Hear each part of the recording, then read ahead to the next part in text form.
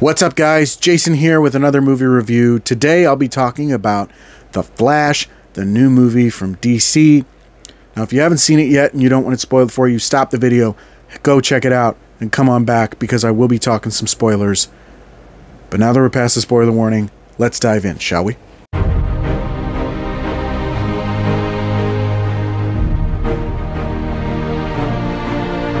So The Flash marks the end of the DC Extended Universe as we know it, and I feel fine.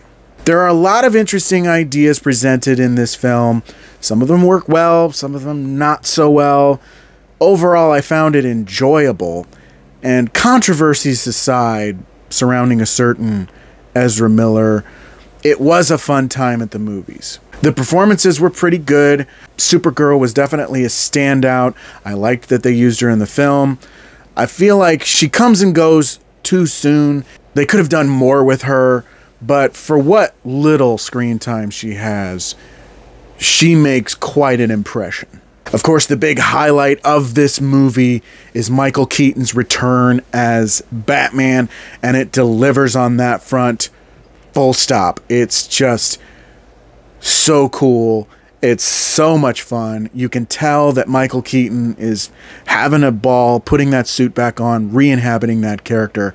And every time he is on screen just doing his Batman thing, it took me all the way back to when I was a kid and I first watched Batman and Batman Returns. Just really, really satisfying. The story of this film is pretty good, you know. It's got an emotional center. It tries to stay true to moments from Flashpoint without being a direct adaptation, which I can appreciate. The time travel stuff can get a bit tricky, especially with the introduction of this Chrono Bowl stuff, but for the most part, I really thought it had a pretty good story. One thing that people have talked about with this movie, and I can agree, is the wonky visual effects. It feels like something out of like 2007, 2005.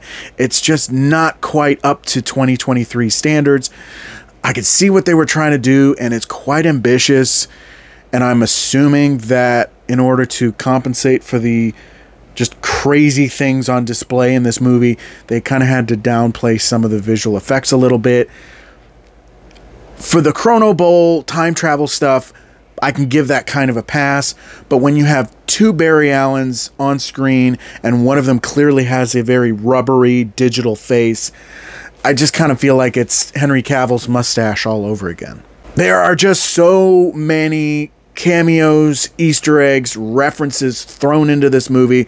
There's a whole running gag about Eric Stoltz in Back to the Future that if you know the history of that movie, it is quite hilarious, and it leads to a really funny joke about, you know, different actors playing different roles in movies than we're accustomed to, and that's how he figures out that he broke reality, and I thought that was really cool. There's also a lot of the Superman Lives reference was one of those that was just like, oh my gosh, seeing Nicolas Cage as Superman fighting a giant mechanical spider was pretty cool. I don't know if I'd be up for seeing an entire movie about it, but just seeing that finally get its due on the big screen was such a cool moment. Also, that really big cameo at the end of the movie where Ben Affleck is replaced with George Clooney was like, what? Now, I don't think that's going to be a permanent addition.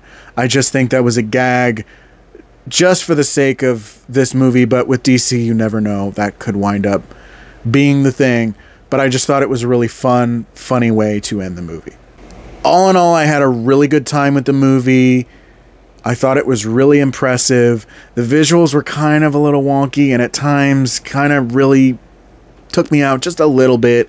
Not so much with the Chrono Bowl stuff, more so with the face swapping thing with Ezra Miller, you know, the digital face planting with Ezra Miller's Barry Allen. But for the most part, I thought it was really enjoyable. I thought it was pretty cool. I'm going to go ahead and give this movie a 3.5 out of 5. I thought it was, again, pretty good. But that is just my opinion. Let me know what you thought of The Flash down in the comments. What did you like? What didn't you like? Did those wonky visuals bother you a little bit more than it did to me? I want to hear from you. If you enjoyed the video, don't forget to click that like button. You want to see more videos, don't forget to subscribe. Click that notification bell so you can get updates on all my future videos. You can also follow my social media pages. Links are down in the description of this video.